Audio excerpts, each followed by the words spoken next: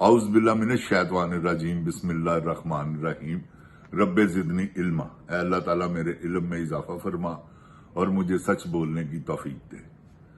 السلام علیکم جن جان پاکستان جی، جن جان پاکستان جی، جو کیونکہ اور اس کے علاوہ کوئی بات نہیں ہے۔ یہ سہیل افریدی نے جیسا ٹرک کی بتی کے پیچھے لگایا ہے پوری قوم کو، وہ سمجھتا ہے کہ لوگ بے وقوف ہیں۔ جو کسی کو بے وقوف سمجھتا ہے نا جن جان جی، وہ ہوتا ہے خود۔ کسی کو کم عقل سمجھنا، بے وقوف سمجھنا، پھر اس پہ یہ اپنی حکمرانی چلانا، اپنے آپ کو زیادہ ڈیڑھ ہوشیار بنانا، کیونکہ عقل سمجھ تو اللہ تعالیٰ کی دین ہے۔ یہ جو ہوشیاری ہے نا، یہ شیطان کی طرف سے آتی ہے۔ سمجھ گئے آپ؟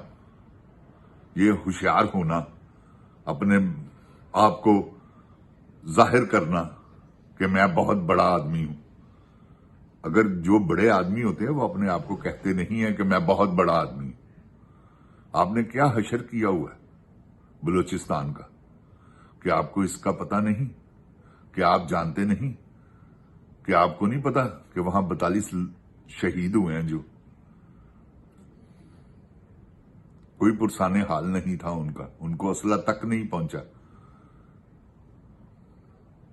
وہ قرآن پاک پڑھتے پڑھتے شہادت، انہوں نے شہادت کا جام نوش کیا۔ آپ نے ان کی پرواہ نہیں کی۔ آپ کے پاس تو ہر طرح کی فورس ہے، آپ کے پاس جہاز ہیں، ہیلی کاپٹر ہیں، اسلحے ہیں، ایسے تو آپ یہ کیا کر رہے ہیں؟ جن جان پاکستان کا احساس کریں۔ یہ ہماری جند جان ہے، یہ دھرتی نہیں، ماں ہے۔ آپ اسے ماں سمجھیں۔ آپ نے پتہ نہیں کیا سمجھ رکھا ہے، اور اوپر سے آفرین ہے آپ پہ کہ آپ کسی چیز کی پرواہ ہی نہیں کرتے۔ آپ کو پتہ ہی نہیں ہے، مظلوموں پہ گولیاں چلوا رہے ہیں آپ۔ چلا نہیں رہے، چلوا رہے ہیں، آپ کو سب پتہ ہے۔ یہ D I G S P R کو کس بات کا علم نہیں؟ ان کو آپ خود خیال آنا چاہیے کہ یار میں کیا کر رہا ہوں، جھوٹ بول رہا ہوں حج کر کے آ کے۔ نہ، اچھی بات نہیں ہے ویسے بولیں جھوٹ، کیونکہ آپ نے جواب دینا، لیکن پبلک کو پتا ہے کہ آپ جھوٹ بول رہے ہیں۔ جھوٹ جو ہے نا وہ انسان کے چہرے سے ظاہر ہو جاتا ہے، کیونکہ بیچ میں وہ سچ بولتے ہیں، چہرہ بدل جاتا ہے۔ سچ اور نویت سے نکلتا ہے منہ سے، سچ اور نویت سے نکلتا ہے، دونوں میں فرق ہے۔ تو یہ آپ اپنے آپ کو سنبھالیں، پاک فوج کو سنبھالیں۔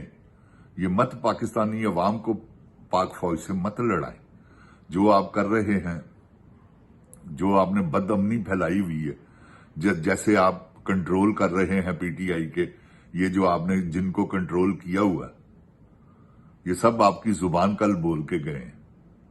یہ جو جلسہ ہوا ہے، سہیل افریدی نے کیا کیا؟ آپ کی زبان بولا ہے۔ جنید اکبر، یہ سب آپ کی زبان، جتنے بھی لوگ وہاں آئے ہیں آپ کی زبان بول رہے ہیں، اور آپ ہیں کہ آپ کو کوئی احساس ہی نہیں ہے، کوئی شرم نہیں ہے آپ کو کہ یہ ملک میں کیا ہو رہا ہے۔ آپ نے جواب دینا ہے، نہیں دینا اللہ کو جواب۔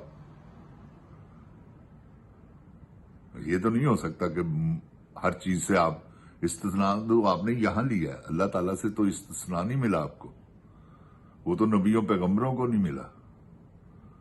نبی پاک صلی اللہ علیہ وسلم نے اپنی بیٹی کو فرمایا کہ اے فاطمہ، تمہارے اعمال تمہارے ساتھ، میں تمہاری وہاں کوئی مدد نہیں کر سکتا، اپنے اعمالوں کو ٹھیک رکھنا۔ آپ کو تو اس بات سے زیادہ دلچسپی ہونی چاہیے، مگر نہیں، آپ یہ سوچتے ہیں کہ وہ توبہ نعوذ باللہ مت کریں۔ یہ پاکستانی قوم آپ کی اولاد کی طرح ان کو سمجھے۔ یہ آپ کی اولاد نہیں ہے، مگر سمجھیں کہ یار میرے بچے ہیں. اگر آپ کے بچے ہیں تو ان کو بھی اپنا بچہ سمجھیں. لوگوں کی بہنوں کی عزتوں کو اچھال رہے ہیں، پامال کر رہے ہیں، لوگوں کی ماؤں کو، لوگوں کی بیٹیوں کو. یہ کیا ہے؟ 75 سالہ عورت، 80 سالہ عورت گریبان پکڑ کے آپ نے لوگوں کو، عورتوں کو گھسیٹا ہے سڑکوں پہ، اور آپ کو ذرا احساس نہیں ہوا اس بات کا کہ یار میں کیا کر رہا ہوں؟ یہ کون لوگ ہیں جو مجھ سے یہ کروا رہے ہیں؟ آخر تو آپ کسی کے جھنڈے پہ کام کر رہے ہیں نا، اکیلے تو کر نہیں سکتے یہ سارا کچھ. آپ کے پیچھے سب جانتے ہیں کون ہیں، کن کے کہنے پر آپ یہ سارا کچھ کر رہے ہیں. یہ رجیم چینج کیسے ہوا، یہ حکومت کیسے بدلی، یہ مہنگائی نے کیسے اپنا منہ کھولا، یہ ہماری معیشت کو بیڑا غرق کس نے کیا معیشت کا، یہ سب آپ جانتے ہیں. ایک ریڈی والا جانتا ہے تو آپ کو نہیں پتا، آپ کو سب پتا ہے. مگر کیوں؟